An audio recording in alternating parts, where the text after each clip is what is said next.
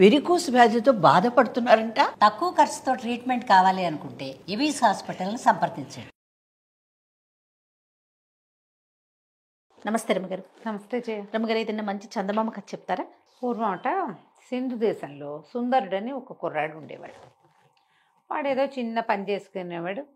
అమ్మ నాన్న ఉన్నారు కానీ ఏదో చాలా సామాన్యమైన కుటుంబం. వాళ్ళు ఉన్న ఊళ్ళ నుంచి ఎగువ సముద్ర తీరం వైపుకు వచ్చి అక్కడ ఏదైనా పని దొరుకుతుందని అక్కడ ఉన్నాడనమాట. ఏదో దొరికేది చిన్నది. పొద్దుటి పూట పనులు ఉండేవి. సాయంకాలం వాడు ఏం చేసేవాడు, రోజు ఆ సముద్ర తీరం, మనం బీచ్కి కొత్త వాళ్ళం అయితే భలే సరదాగా ఉంటుంది. రోజు సముద్రపు తీరంలో అలా వ్యాహ్యాళికి తిరుగుతూ ఉండేవాడు. తిరుగుతుంటే ఒకనాడు సాయంకాలము వాడు వెళ్తూ ఉంటే వాడికి ఎట్లా కనపడింది, ఈ సముద్రాలకు అలలు వచ్చి అలలతో పాటు వస్తువులన్నీ అవి శంఖాలు చేపలు గీపలు వస్తాయి, కొట్టుకొస్తాయి, మళ్ళీ వెనక్కి వెళ్ళిపోతుంది. గవ్వలు వస్తాయి, ఎన్ని పీతలు గీతలు కూడా వస్తుంటాయి నీళ్ళలో నుంచి. అయితే అలా వచ్చిన ఒక చేప అక్కడ ఉండిపోయింది. అది ఎట్లా అయింది, అక్కడ ఎవరో పిల్లలో లేకపోతే పెద్దవాళ్ళేనో ఓ ఇంత గుంట లాంటివి తవ్వారు. గుంటలు తవ్వితే కాసేపటికి ఇసుక వచ్చి వచ్చి పూడిపోతాయి. ఇది ఏకంగా ఒక మడుగులాగా అయ్యింది, పెద్ద గుయ్యి. ఒక చేప ఈ అలతో పాటు కొట్టుకొచ్చి ఆ మడుగులో కొట్టుకుంటోంది. అది ఎంత ఎగిరినా మడుగులోంచి పైకి రాలేకపోతుంది. బంగారపు రంగు చేప ఎంత చక్కగా ఉందో. వీడేం చేశాడు సుందరుడు, దాని దగ్గరికి వెళ్ళి అది అలతో పాటు పైకి ఎక్కడానికి ట్రై చేస్తోందని అర్థమే. పాపం సముద్రంలోకి పోవాలనుకుంటోంది. సముద్రంలో ఉండే చేప అంత మడుగులో అట్ట గోతులో ఉండమంటే ఎట్లా ఉంటుంది. అందుకని వీడేం చేశాడు, ఆ గొయ్యి దగ్గర కూర్చుని దానిటా చేతితోటి పైకి లేవదీసి అల వచ్చినప్పుడు అల మీదకి విసిరాడు. విసిరేసరికల్లా ఆ చేప బతుకు జీవుడా అని లోపలికి వెళ్ళిపోయింది లోపలికి. ఇక మళ్ళీ రాల. మర్నాడు ఏమైంది, ఆ రోజు అయిపోయింది. మర్నాడు ఇతను మళ్ళీ సముద్ర తీరానికి వచ్చేసరికల్లా ఒక నడి వయసులో ఉన్న ఒక స్త్రీ ఇతన్ని పిలిచింది. బాబు బాబు, నేను సాయంత్రం ఇక్కడ మడుగులోంచి చేపను తీసింది నువ్వే కాదు అంది. నేనేనన్నాడు. దాదా ఇట్లా నా దగ్గరికి రా అని రమ్మని పిలిచి, ఆ చేప సముద్రపు రాజుగారి కూతురు, అందరితో పాటు వచ్చింది బయటికి. తనొక్కతి మడుగులో ఉండిపోయింది, నువ్వు రక్షించావు, మా రాజుగారు నిన్ను తీసుకురమ్మన్నారు, సముద్రపు రాజు దగ్గరికి వెళ్దాను రమ్మంది. సముద్రంలోకి వెళ్ళాలంటే ఎటా వెళ్తాడు, అదే కదా, మరి నేను ఎట్లా వస్తాను సముద్రంలోకి, నాకు అసలు ఈత రాదు, ఊరికే ఇట్లా బయట తిరుగుతాను, సహాయమేగా చేశాను, ఏం పర్వాలేదులే అన్నాడు. ఆవిడ ఒప్పుకోలే. కాదు రా నువ్వు రా, నేను నిన్ను తీసుకెళ్తాను అని చెప్పి ఆ అబ్బాయి రెక్కపుచ్చుకుని నీళ్లలోకి తీసుకుపోయింది. మోకాళ్ళు దాటిన నీళ్ళు వచ్చేసరికి ఈ ఆడమనిషి పెద్ద చేపలాగా మారిపోయింది. చేపలా మారిపోయి తన మీదకి ఎక్కించుకుంది కుర్రాడిని. ఎక్కించుకుని ఒక నీటి బుడగ లాంటిది వీడి మొహం మీద వేసింది. వీడికి ఊపిరాడదు, చేప ఈత రాదు కదా. ఆ చేప మీద ఎక్కిన ఈ కుర్రాడు సుందరుడు జాయమని వెళ్ళిపోయింది చేప లోపలికి, ఆ నీళ్లలోకి వెళ్ళిపోయాడు. వీడి చుట్టూతో ఒక గాజు ఉండేసరికి అబ్బాయికి ఏమి నీళ్లలోకి వెళ్ళిన ఇబ్బంది ఏమి ఎదురవ్వాల. అలా లోపల తీసుకుపోయింది ఆ చేప. తీసుకెళ్ళాక ఓ చోట దింపింది. అది చక్కగా పెద్ద తోటలాగా పెద్ద పెద్ద భవనాల్లాగా ఉన్నాయి నీళ్ల లోపల. ఆ అబ్బాయికి ఏం చెప్పిందంటే, బాబు మా రాజుగారు ఆతిథ్యం ఇచ్చి నీకు 2 రోజులు ఉంచుకుని పంపుతాడు, ఏదైనా ఇస్తాను, నీకేమైనా కావాలా అని అడుగుతాడు. నువ్వు మనిషివి కదా, నీకు చెవి ఉపయోగపడుతుంది, మంత్రపు చెవి ఇవ్వండి, నాకు ఇంకేమీ వద్దని చెప్పు. మంత్రపు చెవి ఇస్తాడు, అది తెచ్చుకో, అది నీకు ఉపయోగపడుతుంది. రాజుగారు అమ్మాయిని చిన్నప్పటి నుంచి నేనే పెంచాను, నీ వల్ల బతికి బట్టగట్టింది, నేను నీకు సహాయం చేయదలుచుకున్నాను, ఇంతే చేయగలను, ఏదో ముత్యాలో రత్నాలో వజ్రాలో అడగద్దు, మంత్రపు చెవి అడుగు అంతే అని చెప్పి. సరే ఒప్పుకున్నాడు. రాజుగారి దగ్గరికి తీసుకుపోయింది. ఆయన పరమానంద భరితుడైపోయి ఈ అబ్బాయికి బోళ్ళని చేపలతో వాటితో వీటితో సేవలు చేయించి 4 రోజులు చక్కగా ఉంచుకుని బాగా ఆతిథ్యం ఇచ్చి ఎన్నో రకాల సముద్రపు భోజనాలు పెట్టివిచ్చి అటు తిప్పి ఇటు తిప్పి ఉంచుకున్నాడు. 4 రోజుల తర్వాత ఈ అబ్బాయిని ఇంకా వెళ్ళొస్తానండి అన్నాడు.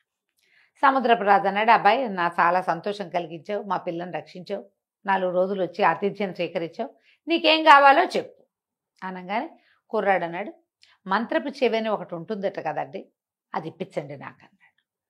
ఈయన తెలిపోయాడు. మంత్రపు చెవి ఎక్కడుంది మన దగ్గర అని బాగా ఆలోచించి, బాబు మా దగ్గర ఒకే ఒకటి ఉంది, పాతాళంలో సముద్రంలో ఉంది, కానీ ఒక్కటే ఉంది, నీకు ఇస్తా, 1 ఏడాది తర్వాత ఇది మళ్ళీ నా దగ్గరకు వచ్చేస్తుంది, సంవత్సరం పాటే నీకు ఇవ్వగలను, మా దగ్గర ఉండాలి అది. ఓ ఏడాది, మీకు ఒక ఏడాది అంటే మాకంత ఏడాది పట్టదు, ఇంకా చిన్నది పడుతుంది. మీ ఏడాది మీకు సరిపడా సంవత్సరం కాలం మాత్రం నేను నీకు ఇవ్వగలుగుతాను దాన్ని అంటే ఒప్పుకున్నాడు.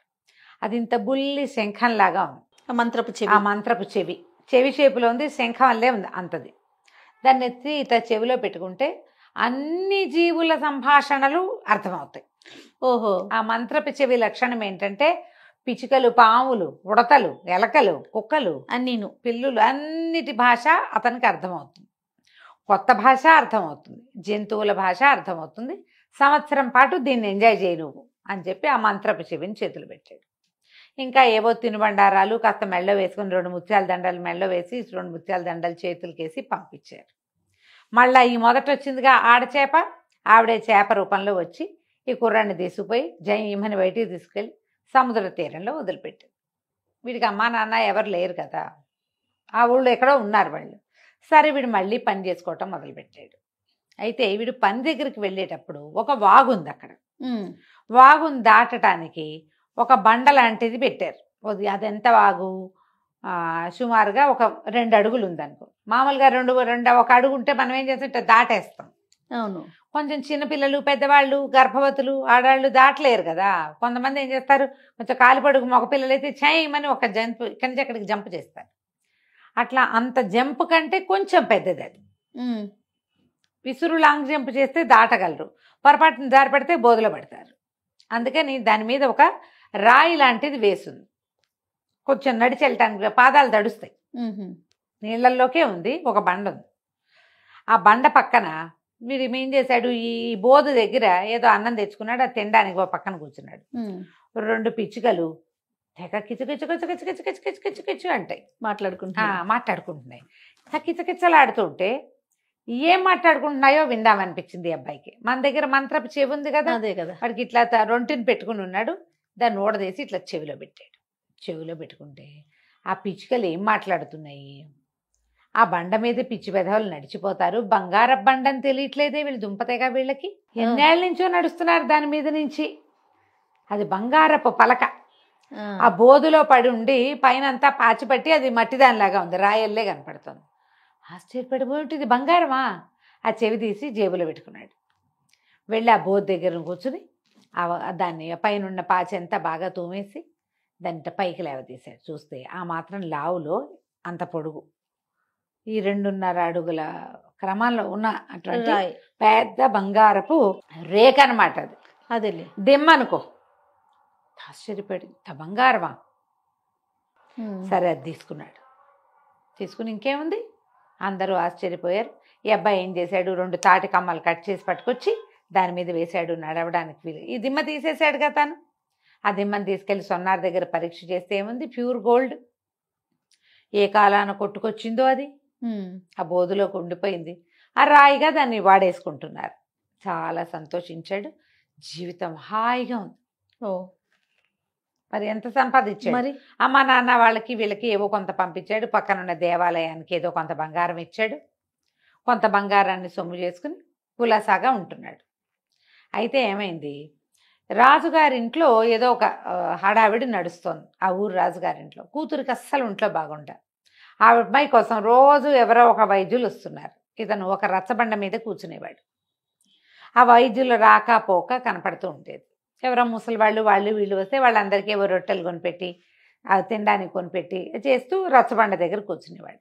రచ్చబండ పైన ఉన్న రావి చెట్టు మీద 2 కాకులు ఉన్నాయి. అవి తెగ కావు కావు కావు కావు కావు ఎంత అరుస్తాయో. ఎందుకు మాట్లాడుకుంటున్నాయో ఏం మాట్లాడుకుంటున్నాయో విందామనిపించింది. జనం ఉంటే అంత తట్టదు. ఒక్కళ్ళమే ఉన్నాం అనుకో, అది కా అంటూనే ఉంటాయి. ఏమిటో దీనికి అగ్గోలా, అదేమిటో చూద్దామనిపిస్తుందా. జేబులోంచి ఆ మంత్రపు చెవి తీసి చెవులు పెట్టుకున్నాడు. పెట్టుకునేసరికల్లా ఆ కాకులు 2 మాట్లాడుకుంటున్నాయి. ఇంతమంది వైద్యులు వస్తారు, ఒక్కడికి తెలియట్లేదు. ఏ వైద్యం చేసినా పిల్ల ఏం బతుకుతుంది, పిల్ల బతకదు, ఆ పిల్ల చచ్చిపోవటమే ఎట్లాగూ అనేసరికల్లా ఇంకో 3వ కాకు వచ్చింది. అసలు దానికి చేసిన జబ్బేమిట్రా అన్నా అసలు అని అడిగేసరికల్లా ఈ ముందు 2 కాకులు ఉన్నాయిగా, ఈ 2 కాకల్లో ఓ కాకి చెప్పింది, ఆ రాజుగారు నిరుడు ఇల్లంతా నేయిచ్చారు, బిల్డింగ్ అంతా గడ్డి పెట్టారు అందులో. ఆ గడ్డిలో ఒక పాము చిక్కుకుపోయింది. అది ఆ ఇంటి మీద ఉంది, ఆ ఇంటి పైకప్పు మీద. ఆ కప్పు మీద గడ్డి వేయబడిన పార్టు యువరాణి యొక్క గదిలోకి ఉంది. ఆ పాము ఆహారం లేక కృషించిపోయింది. దాన్ని ఏడుపు కొట్టి యువరాణికి జబ్బు చేసింది. తొందరలో పాము చచ్చిపోతుంది తిండి లేక, యువరాణి కూడా వెళ్ళిపోతుంది, అమ్మాయి కూడా. ఆ పాముని తీస్తే ఈ పిల్ల బతుకుతుంది అనేసరికి ఆశ్చర్యం వేసింది. ఈ బిల్డింగులు అంటే ఇప్పుడు అప్పట్లో ఈ మన ఏమనాలి పక్కా బిల్డింగులు లేవుగా, భవనాలు కాదు అవి. ఏం చేసేవాళ్ళు, పెద్ద పెద్ద గోడలు కట్టి పైనుంచి వాసాలు దించి ఎత్తుగా హై రూఫ్ చేసి గడ్డి అవి వేసి తాటాకులు పరిచేవాళ్ళు. అలాంటి గదిలో ఉంది ఈ అమ్మాయి.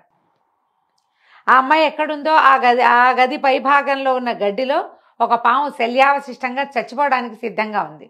సంవత్సరంగా దానికి ఆహారం లేదు. ఈ అబ్బాయి ఏం చేశాడు, సరే ఇది బాగుందని ఆ చెవి ఎత్తి జేబులో పెట్టుకున్నాడు. పెట్టుకుని రాజుగారింటికి వెళ్ళాడు. యువరాణి జబ్బు తగ్గిస్తాం అని చెప్పిన ప్రతి వాళ్ళని తీసుకుపోతున్నారు లోపలికి. అదే ఒక 5-6 ఉద్దండ పండితులు అక్కడ నుంచున్నారు. వాళ్ళు అన్నారు, ఏంటి ఏం చేస్తావో నువ్వు, చిన్న కుర్రాడ లేవునో 25 ఏళ్ళు కూడా లేవు, నీకు ముక్కుపచ్చలారలేదు, ఏం వైద్యం చేస్తావంటే, మీరందరూ చేసిందే ఏదో చేస్తా, నేను ఏదో చేస్తా, వైద్యం చేయగలిగిన వాడిని నేనైనప్పుడు ఇతరులకు ఎలా తెలుస్తుంది, అది నాకే తెలుస్తుంది ఆ కిటుకు అనేసరికల్లా సరే రాజుగారి దగ్గర తీసుకుపోయారు. రాజు ఏంటంటే ఏ పుట్టలో ఏ పాము ఉందో ఎవరో ఒకళ్ళు వచ్చిన ప్రతి వాళ్ళకి పిల్లని చూపిస్తుంది. మరి ఆశ కదా. పిల్ల ఒక 16-18 ఏళ్ల పిల్ల, సన్నగా పొడుగ్గా తెల్లగా ఉంది, పాలిపోయి పీల్చుకుపోయినట్టు ఉంది. ఇప్పుడు రూపసులైన నీరసము అనారోగ్యము వస్తే జబ్బుగా ఉండి మొహాలు ఏం అందంగా ఉంటాయి, మళ్ళీ కాస్త చెంపలు పూడి కొత్త నెత్తురు పడితే ఏమైనా మనుషులు బాగుంటారు. అయితే ఏమైంది, అబ్బాయి లోపలికి వెళ్ళాడు. ఆ అమ్మాయిని చూస్తే తను తెలిసింది పాలిపోయి బూడిద రంగులో చచ్చిపోవడానికి సిద్ధంగా ఉంది. ఆ అబ్బాయి ఆ గదంతా కలే తిరిగి రాజుగారికి ఏం చెప్పాడంటే, మీరు ఒకసారి రండి, ఈ పైన పైకప్పులో ఆ గడ్డిలో ఒక పాము ఉంది, కప్పు విప్పించండి, ఆ పాము బతికితే మీ అమ్మాయి బతుకుతుంది. ఓకే అనగానే ఆశ్చర్యపోయారు అందరు. ఇదేం వైద్యం, ఓ మందో మాకో కాదు, సరే చూద్దాం అనుకున్నారు. పని వాళ్ళంతా సేవకులు పొట్టాడారు. అట్లా ఏం ఉండదు, మామూలుగా మేము గడ్డంతా కలేస్తాం, కలయకుండా పైకి వెయ్యం అసలు అంటే, కాదు ఇందులో పావుంది అంటాడు అబ్బాయి. సరే మొత్తం ఊడదీశారు. చూస్తే ఒక ఇంత పొడుగు గోధుమ తాచు సన్నగా బక్క చిక్కిపోయి చచ్చిపోవడానికి సిద్ధంగా ఉంది. అమ్మ బాబాయ్ ఇంకేముందని ఆ పావును కిందకి దించి, పైనుంచి కింద పడితే చితికిపోతుంది అది. దాన్ని అలాగ గడ్డి చుట్టలతోటి కిందకి దించారు. ఓ పెద్ద గిన్నెతో పాలు పోసి పెట్టారు, ఓ గిన్నెతో నీళ్లు పోసి పెద్ద పెద్ద పాత్రతోటి నీళ్లు పెట్టారు. ఆ పాము మెల్లిగా పాలు కాసిన తాగి, పాము పాలు తాగుతున్నాను అడగండి, ఇది కథ. పోయి ఆ నీళ్ళల్లోకి పాల దగ్గరికి నీళ్ళల్లోకి పాల దగ్గరికి 5-6 సార్లు తిరిగింది. తిరిగేసరికి దానికి కొంచెం ఓపిక వచ్చింది. అట్లా నీటిలో తిరుగుతాయట సర్పాలు. మెల్లిగా దాన్ని వదిలేశారు. ఎప్పుడైతే ఈ పాము అటు ఇటు తిరుగుతుందో, ఈ మంచం మీద పడుకున్న రాకుమార్తె అప్పటిదాకా అసలు దిగటం అన్నది లేదు, మంచం దిగటల్లా మెల్లిగా దిగి 4 అడుగులు వేయటం మొదలుపెట్టింది. పాము ఇలా బయటికి వెళ్ళింది, పిల్ల బయటకు వచ్చింది. బయటకు వచ్చింది, నాన్న అని నీరసంగా బయటకు వచ్చింది. వచ్చేసరికి అందరూ ఆశ్చర్యపోయారు. ఈ లోపల గబగబా వైద్యులు వచ్చేసి ఈ పిల్ల కొంచెం ఆ నీరసం తగ్గటానికి అవి ఇవి 2-3 లేహ్యాలు ఇచ్చి ఆహారం అదన్నీ చక్కగా సప్లై చేయించి ఒక 15 రోజుల్లో యువరాణిని లేవదీశారు. కోలుకుంది. ఆ అబ్బాయిని వీళ్ళ దగ్గరే ఉంచుకున్నారు. ఎవరో నువ్వు ఏం చేస్తావునైనా, నీ సంగతి ఏమిటి, సందర్భం ఏంటి కనుక్కున్నారు. కనుక్కుంటే ఇతను మెల్లిగా చెప్పాడు, నేను చేసిన సహాయం వల్ల నాకు ఒక అవకాశం లభించింది, ఆ అవకాశాన్ని ఇప్పుడు ఇక్కడ వాడే అమ్మాయికి. సరే ఆయన సంతోషించాడు. ఒక 4 నెలలు గడిచాక రాకుమార్తె పూర్తిగా నార్మల్ అయిపోయింది. రాజుగారు అన్నాడు, మా పిల్లని బతికించావు, పిల్లని పిచ్చి పెళ్లి చేస్తా, హాయిగా ఇక్కడే ఉండు, మా దగ్గరే ఉండు, యువరాజు ఉన్నాడు, అతను రాజు అవుతాడు, నువ్వు రాజుగారి బావ అవుతావు, హాయిగా ఉండొచ్చు కదా, ఏదైనా వ్యాపారం పెట్టిస్తాం పెద్ద రకంది, వ్యాపారాన్ని జరుపుకుంది. కానీ రాజుగారి అల్లుడు వ్యాపారం బాగా నడుస్తుంది కదా. సరే దాంతో అమ్మాయిని పెళ్లి చేసేసుకున్నాడు. సంవత్సరం తిరిగేసరికి ఒకనాడు ఉదయం ఇతని మంత్రపు చెవి ఇతని దగ్గర నుంచి మాయమైపోయింది, వెళ్ళిపోయింది. అది తన ప్లేస్కి ఇతను ఒప్పుకున్నాడు కదా.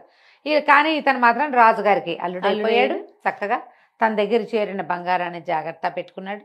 హాయిగా రాజుగారి ప్రమేయం లేకుండా తనే వ్యాపారం పెట్టుకుని బాగా పైకొచ్చి మంచి పేరు తెచ్చుకున్నాడు. కథ కంచికి మనం ఇంటికి. బాగుందండి. నమస్తే. నమస్తే.